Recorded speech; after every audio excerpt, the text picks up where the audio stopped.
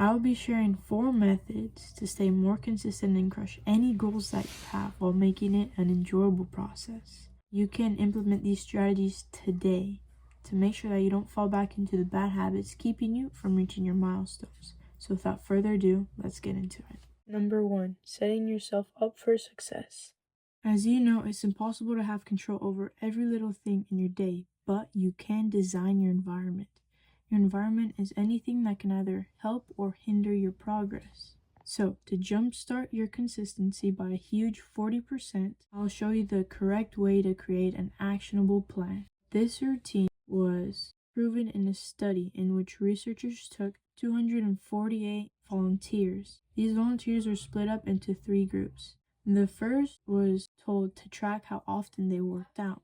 The second one was showed a motivational video in which researchers told them the benefits of working out, and on top of that were also told to track how often they worked out. But the third group was asked to fill out this statement. This statement was, I will work out for 30 minutes at this day, at this time, and in this location.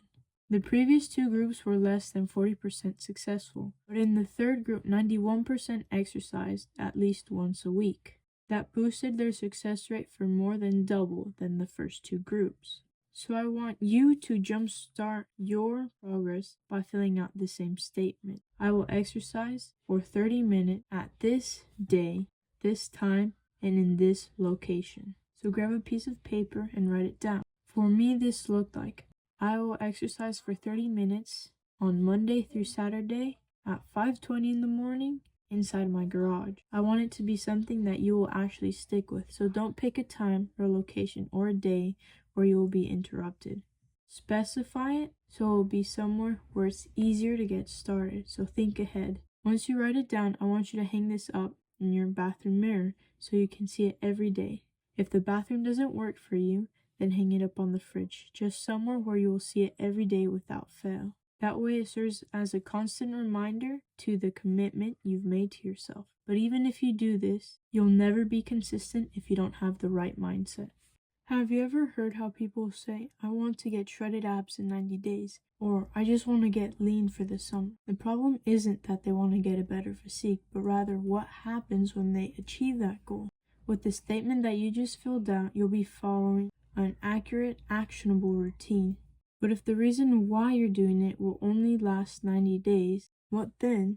The answer is, if you want your consistency to be long-term, then the why can't be short-term.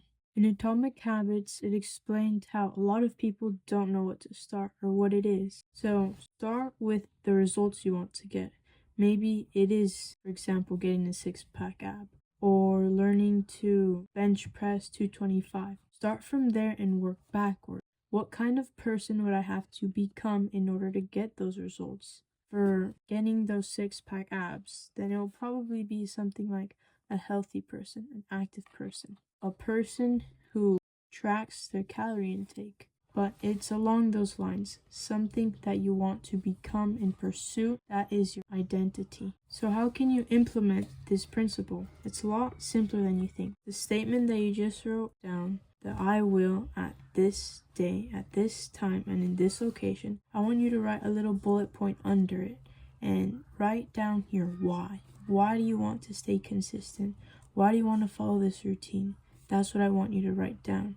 And after that being your main goal, I want you to write the kind of person who would be able to accomplish that. And that is what you're going to go after. Whatever it might be, I want you to challenge yourself by trying to make it an identity, not just a short-term goal. I know it might feel a little imposter-like.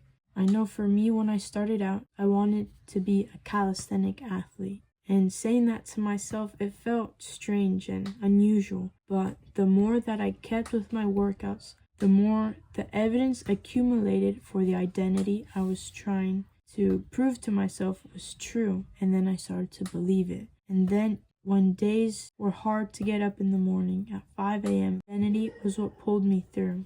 And because of that, I now believe myself to be a little more than I was back then, a calisthenic athlete. But even the people who write this all down are setting themselves up for failure if they don't do the next thing. If exercising itself is something that you have to force yourself to do every time, then what's the point of it? Yes, if you stick with a routine you made, then you'll see better results and you'll be able to feel proud of yourself. But you won't be able to see those results if you can't even get a week straight because it's something you don't enjoy doing. We all have the tendency to try to do as much as you can right off the bat. I know that I did that myself. I'd always want to try to do as much as I could, and I'd overwhelm myself right at the beginning because that's not how it should be. Even though it's normal to do that, it's something that will hinder your progress and your consistency. So how can we avoid that altogether? The answer is making the exercise in a form that you look forward to doing every day instead of dread. And the way that we can do that is by making it last 30 minutes, no more and no less. 30 minutes is short enough where you don't feel like you need to exhaust yourself, but it's long enough where it can be an enjoyable struggle, where you feel that you did have to push yourself a little bit, but it's not too long where it would feel overwhelming and overbearing. That is if you choose a form of exercise that you enjoy. You'd be surprised at how many different forms of being active there is. So I want you to really think about it. What are things that you'd enjoy doing for 30 minutes? That it still can work up your heart rate a little bit. You'll still get some sweat out of it, but you look forward to it. It's not something that you have to force yourself to do. Don't just limit yourself to the gym or to cardio or to jogging for 30 minutes. No, I want you to release any pressure that other people put on you. It has to be body weights or it has to be weightlifting. I want it to be something personalized that you like to do. I'll give you a few examples. It can be jogging, it can be playing with your dog, it can be walking around the block, it can be roller skating, jump roping. I want you to have fun with it. I want it to be something that at the end of the day, or whatever time that you decided it would work best for you, that you can do it and that you'll love doing it. So now that you have an idea of what you want to do, because I've given you 3 things to do. 1 is to create the statement of what you want to be doing. 2 is to find the form of activity that you want. And 3 is the 30 minutes that you need to do it. So I've created 3 different examples that you can use or personalize so that it will fit your schedule because this is for you. Now you have a rough draft with what to experiment with. You're almost ready to hit the road. But if you miss this next part, you're missing out on the key element that everyone fails to address. Number 4, what happens if you miss a day? Everyone knows the feeling of what it's like to finally get 1 week straight in that routine. But just as you get ready to tackle your day, family comes over, or something comes up, or maybe a holiday rolls around and you've just lost your streak. After so much effort, it feels like this was all for nothing. But I'm going to arm you with a strategy to make sure that a small stumbling block doesn't become anything bigger than that, and you can bounce back from a missed day and continue on your progress and your journey to become a fitter and more active person. The whole core around that idea is to never miss more than 2 days.